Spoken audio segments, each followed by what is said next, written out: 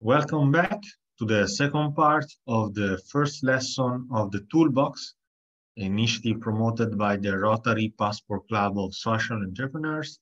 I'm Domenico, and we're talking about sustainability and climate change. And in particular, in this second part, we're going to deal on business ideas for circular economy. I will start talking about circular economy from the SDGs, the Sustainable Development Goals. For the ones who don't know, the Sustainable Development Goals are a set of objectives that has been set by the United Nations for a sustainable development towards 2030. They are also called Agenda 2030. Basically, the framework of Sustainable Development Goal is made by 17 goals organized in targets and indicators in order to achieve properly the sustainable development that we want for the 2030. Especially talking about a circular economy, we want to focus on SDG 12, that is about responsible consumption and production.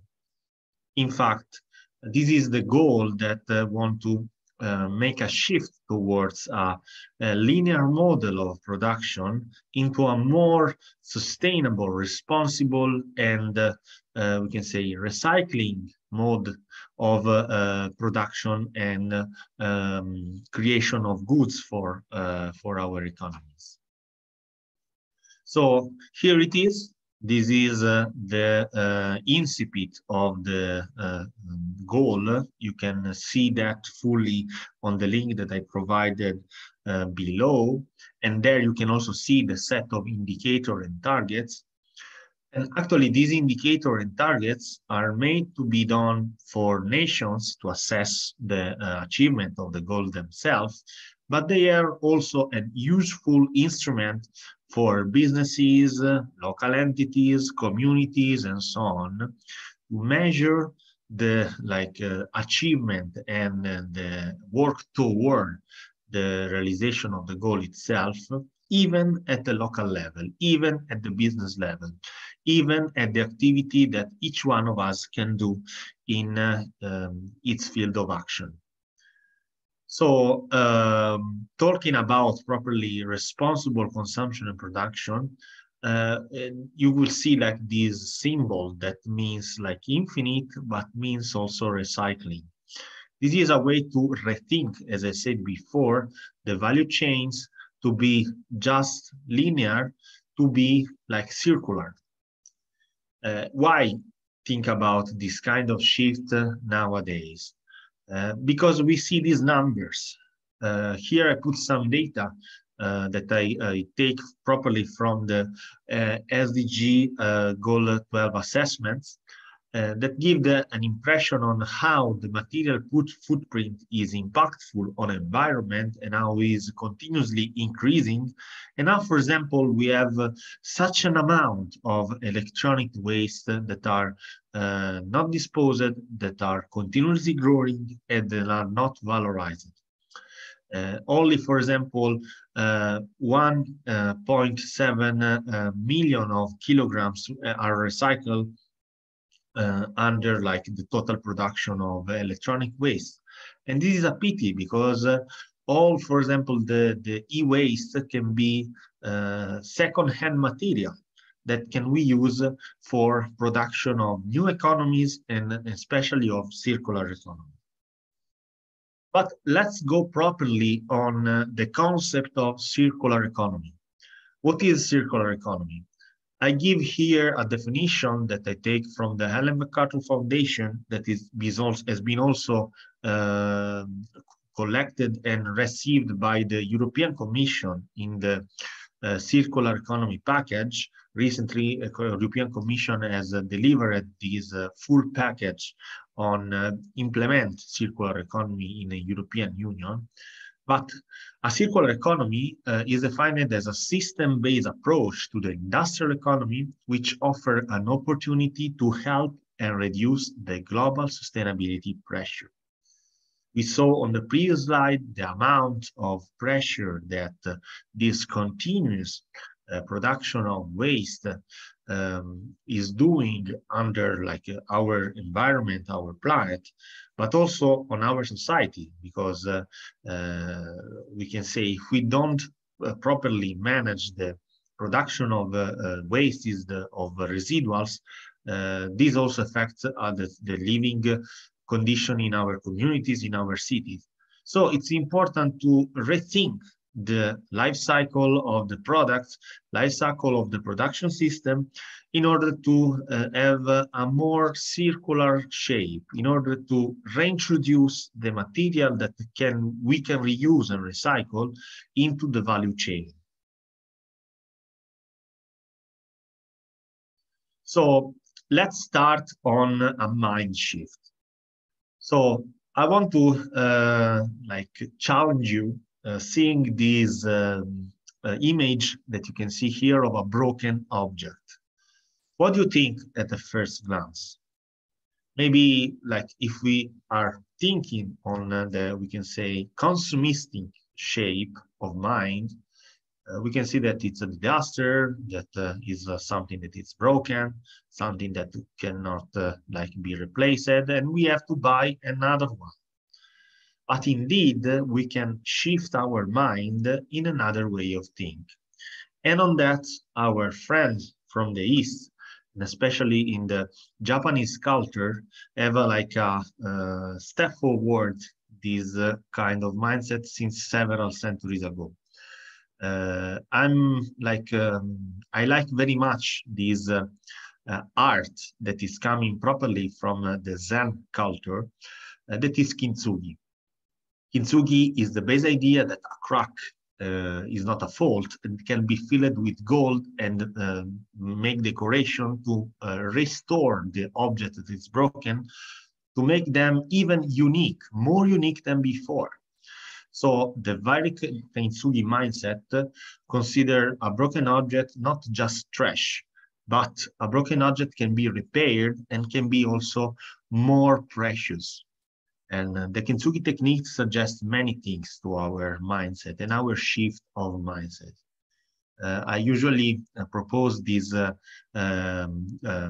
Oriental art several times when I talk about circular economy, because this is properly the way of think. The trash is not, we can say, an externality, something that we have to rid of, but is something that we can be a resource, and we can use also for make new art. In fact, the word kintsugi comes from the Japanese. It means kin, that is golden, and tsugi, joinery, and basically is the joinery with gold. And this is the literal meaning of this wording. And it actually considered the attempt to restore the object, make them more precious, and valorize the crack with the gold. Gold is a precious thing, of course, and make an object with gold, transform it also into a unique piece of art. So the logic of kintsugi teach us that by repairing broken ceramic, is possible to give a new lease, a new life to pottery that become even more refined thanks to the scars. The Japanese art of kintsugi teaches us that broken objects are not just something to hide, but to display with pride. And that's the same on the circular economy mindset. The trash, the consumptive product are not something that we have to hide, we have to put away from our production shape, but can be also researched, something that we can valorize. I will also consider another, we can say, model that is dealing with the circular economy, that is the donuts economy. Donuts economy is a model that has been proposed by the economist Kate Raworth in 2012 in order properly to reshape the value chain mindsets and the value chain design from just linear to donut. Uh, Donut means that, for example, consider the planetary boundaries. And donuts consider also the fact that each object production needs to like comply in its design, also the social dimension and the environmental dimension. And inside these, all the trashes, all the outputs are not just externalities, as in classical economic theories. So something that need to be externalized, so take out from the system. But they are inside the system and they can be productive also in a second way. And of course, all these externalities are standing into the planetary boundaries, something that we have always to consider to be sustainable. So the most important thing in circular economy is dealing with also the value of the project and also the quality of the project. Thinking in another way, the design of the project, for example, learning from the kintsugi, that means that we are not just worried about the quantity of production, as we do usually in linear systems. Linear systems are made to produce fast and more. Indeed, the circular economy are like designed to make better and with respect with nature. So we can also consider the repair of object, and the design of a product need to consider also the possibility of repairing the object, not just its use. So another goal of circular economy is to keep product in a circular shape, in a circular circuits as longer as it's possible. That's why, for example, repair and reuse are even more important than just recycling, and the life of the product need to be longer than possible. We saw several times that, for example, in the linear produced products, the use of the product is also designed to be as shorter as possible, because we have to produce, we have to consume, we have to like increase the profits from the selling. This is not properly the shape of the design that's standing into circular economy mindset. The good circular economy design of a product is more worried about the repair, reuse, and recycling rather than the consumption of the product. And so the life of the product need to be as longer as possible.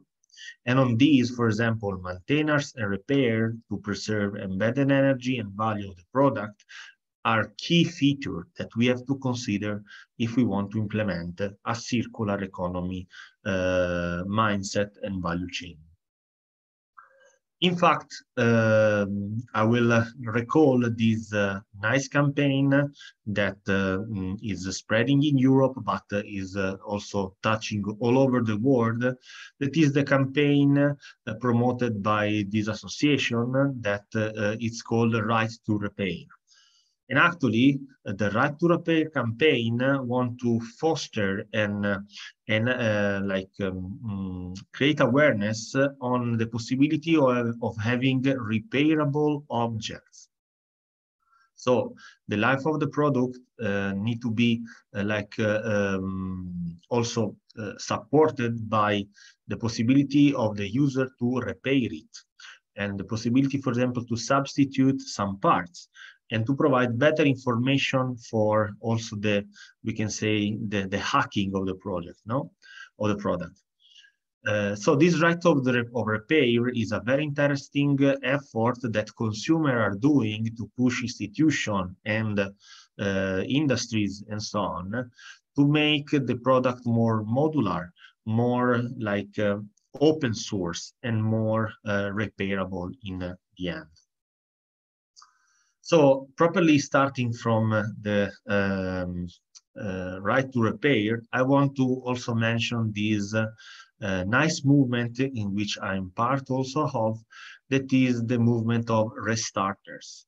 Who are the restarters? The restarters are like a group of people, volunteers, geeks, or like people that are able to like work on the object, on electronic devices, and so on, that wants to foster reparation of objects rather than like trashing away.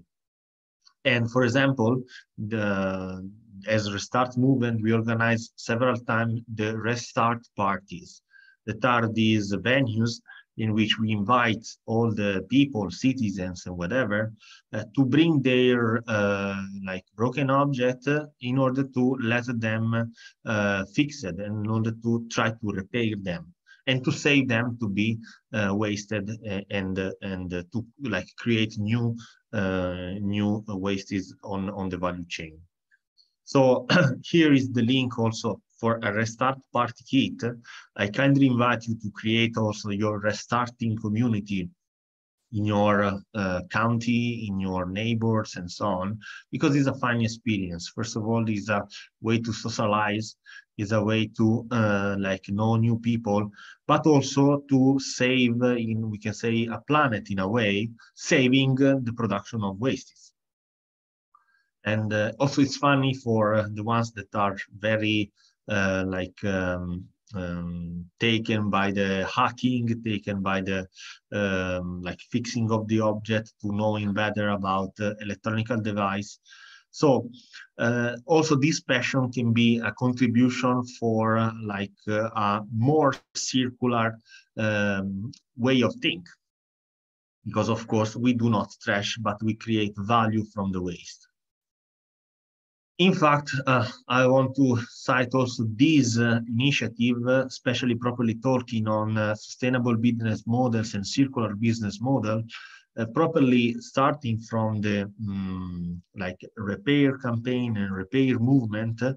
There has been set this repair index that this French group has set up in order to assess the reparability of a system. That can be an electronic device or also other type of things.